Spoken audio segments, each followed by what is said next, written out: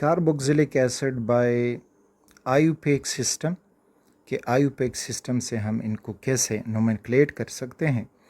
तो इधर ये कॉमन नेम्स भी मौजूद हैं और आयुपेक नेम भी इनके लिए प्रैक्टिस करते जाएंगे ताकि आपको कॉन्सेप्ट क्लियर से क्लियर होता जाए। तो बेसिक जो इन वो है रूल है वो ये कि जितने कार्बन का वो चेन है तो उसके लिए लिख दोगे अल्केन और ई हटा के ओइक एसिड उसका इजाफ़ा करोगे उसके साथ, तो ये अल्केनोइक एसिड, यानी इनके नाम हम यूँ लिखेंगे। कार्बोक्सिलिक फंक्शनल ग्रुप का नंबर लिखना ज़रूरी नहीं है क्योंकि हमेशा ये चेन के ईंट पे ही आएगा।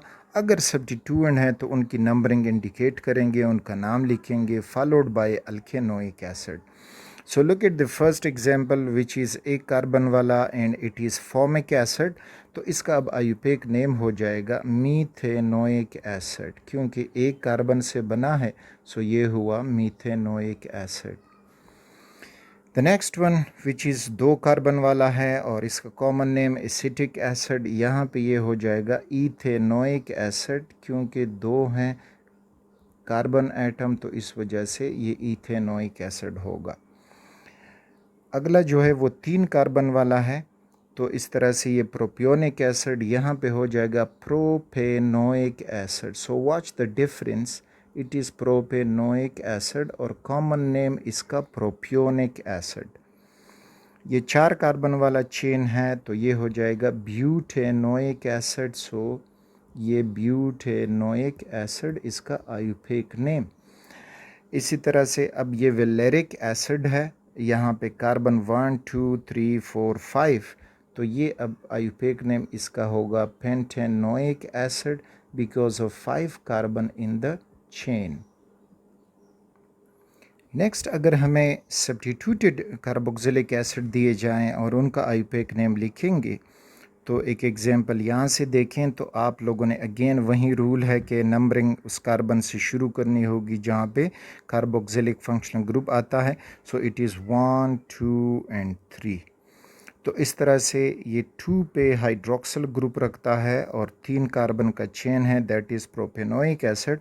तो इसका जो आयुपेक नेम हो जाएगा that is 2 hydroxy propanoic acid, hydroxy propanoic acid, जिसको कॉमनली लैक्टिक एसिड कहा जाता है।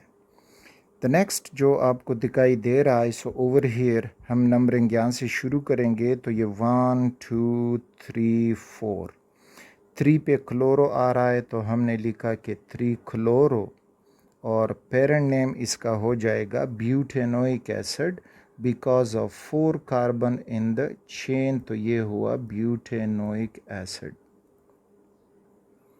नेक्स्ट डाई कार्बोक्सिलिक एसिड जिनमें 2 कार्बोक्सिलिक फंक्शनल ग्रुप हो एक ही चेन में।